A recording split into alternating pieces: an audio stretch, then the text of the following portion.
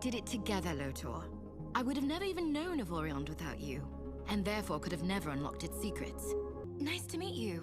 Hunk, you're a paladin of Voltron. There is no challenge too great for you.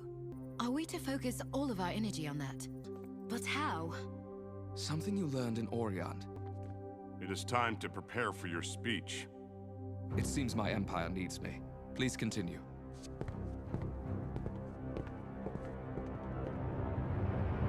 Voltron can handle this while you continue to rule. But Princess, I need you here. Without you... Your plan has waited this long. It can wait a tick longer. We will return as soon as we can. And I will hammer that weakness until you are crushed. Then I could freeze them together. But I don't think the ice will stand the radiation for very long. Great idea, Lance. Aw, thanks, Princess. Lance!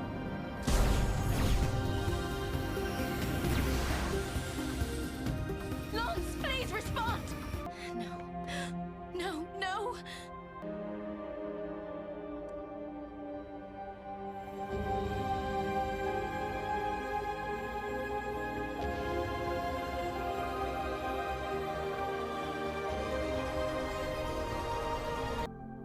You saved me.